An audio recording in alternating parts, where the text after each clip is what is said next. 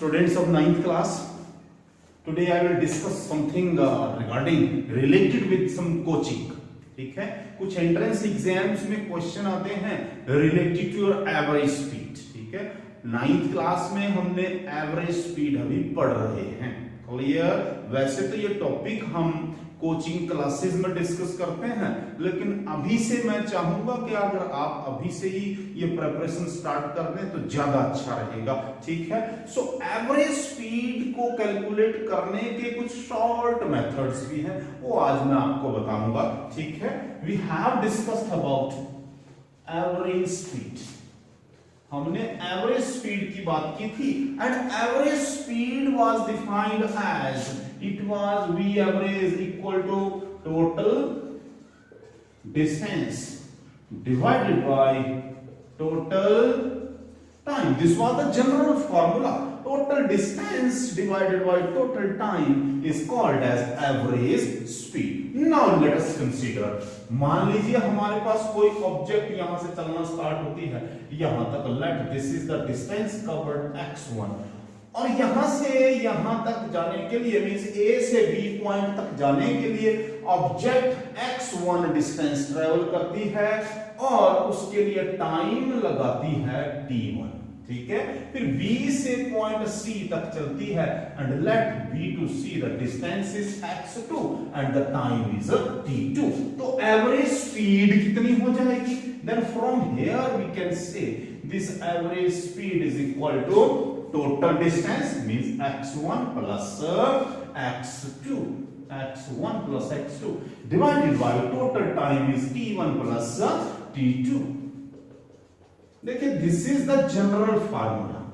ठीक है, जनरली हम इस फॉर्मूले का यूज करते हैं to find out the average speed. लेकिन अब मैं आपको एक ट्रिक बताऊंगा. देखिए, इफ डिस्टेंसेस आर सेम, अगर ऑब्जेक्ट मूव कर रही हो और वो सेम डिस्टेंस ट्रेवल कर रही हो, मींस ये जो x1 है ये इक्वल टू x2 है. ठीक है, ये सेम है. तो क्वेश्चन में हमने ध्यान देना है न्यूमेरिकल में, अगर डिस्टेंसेस सेम बताए हो तब एवरेज स्पीड कैसे कैलकुलेट करते हैं. देखिए, हमारे पास x1 इक्वल टू x2 बोला है इक्वल टू x, तो एवरेज स्पीड का फार्मूला बन गया x plus x divided by t1 plus t2 means it is 2x divided bye t1 plus t2. अब की बार क्या चीज सेम है? अब की बार डिस्टेंस सेम है, x सेम है. तो मैं आपको बताता हूं, जब भी हम शॉर्ट फार्मूला डिराइव करते हैं तो जो चीज सेम होती है या कांस्टेंट होती है उसको हम फॉर्मूले में से एलिमिनेट करने की कोशिश करते हैं, एलिमिनेट करते हैं. अभी यहां पर x है, इसको यहां से गायब करना है. ये तब गायब होगा जब न्यूमरेटर और डिनोमिनेटर दोनों में x x आ जाएगा.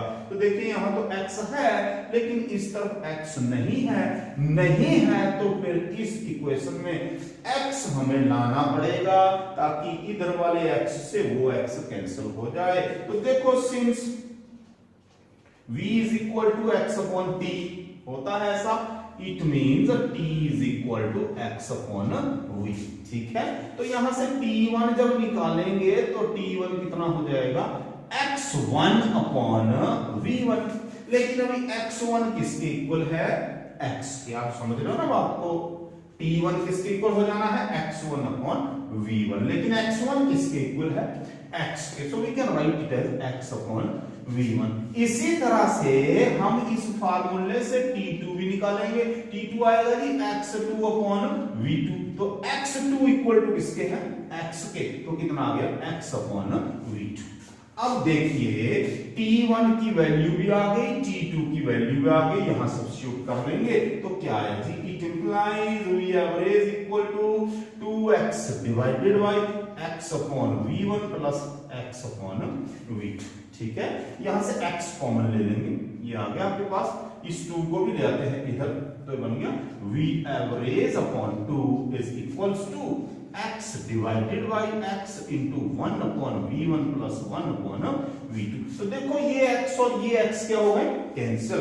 क्या बचा आपके पास, v average by 2 is equal to 1 upon divided by 1 upon v1 plus 1 upon v2। या फिर इसको अपोजिट कर देते हैं, तो यहां से हमें मिलता है 2 upon v average equals to 1 upon v1 plus 1 upon v2। तो इस फार्मूले में से हम v एवरेज फाइंड आउट कर सकते हैं। और मजे की बात बेटा, इसको बोलते हैं हार्मोनिक मीन। क्या बोलते हैं, this is called as harmonic mean.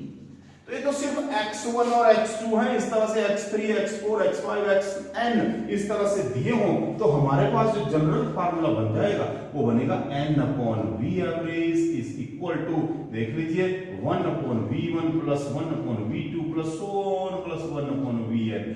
This is the harmonic mean. तो यहां से हम v एवरेज कैलकुलेट कर सकते हैं। तो अब याद रखना है, जब सेम डिस्टेंसेस ट्रैवल किए हों, ठीक है, तब हम एवरेज निकालते हैं हार्मोनिक मीन वाले फार्मूले से। क्लियर।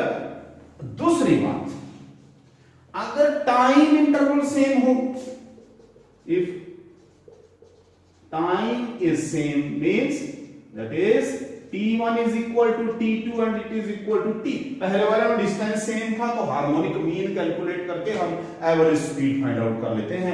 अब हमारे पास टाइम सेम दिया है, टाइम सेम दिया है तो देखते हैं, टाइम सेम है तो देखो इस फार्मूले से हमारे पास आ गया v average equal to x1 plus x2 divided by t plus p means it is x1 plus x2 divided by 2t। आ गया। अब मैंने आपको बताया जो चीज सेम होती है उसको हम गायब कर देते हैं, मींस एलिमिनेट कर देते हैं। तो यहां से हमने t एलिमिनेट करना है, तो t एलिमिनेट तब होगा जब यहां भी t आएगा। इसका मतलब इस इक्वेशन में हमें x1 और x2 की वैल्यू निकालनी पड़ेगी। तो आपको पता है v is equal to x upon t, it implies x equal to v into t। Clear. तो x1 कितना हो जाएगा, यहां से हम बोलेंगे x1 equal to v1 t1, लेकिन t1 किसके इक्वल है, t के तो v1 इंटू t।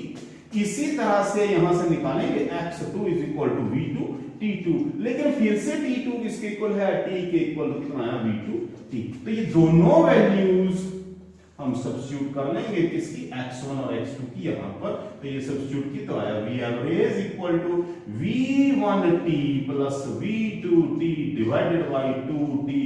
तो हमारे पास आ गया v1 plus v2 into t divided by 2t। तो देखिए कितना मजेदार फार्मूला आया, v average equal to v1 plus v2 divided by 2। ये आ गया जी। अगर टाइम सेम लगाया हो ऑब्जेक्ट में मूव करने के लिए तो सिंपली जो आपके पास स्पीड दी है उनका मीन निकाल लेंगे, एवरेज निकाल लेंगे। ये आ गया v1 plus v2 divided by 2। ठीक है, तो अभी आपको क्लियर हो गया होगा, जब डिस्टेंसेस सेम दिए हो तब हम हार्मोनिक मीन का यूज करते हैं, और जब टाइम सेम दिया हो तब हम एवरेज वेलोसिटी या एवरेज स्पीड इस तरह से फाइंड आउट करते हैं by finding the mean value of different given speeds. ठीक है, तो इनका यूज करेंगे हम कुछ numericals. Okay, so revise it very carefully till next topic. Bye.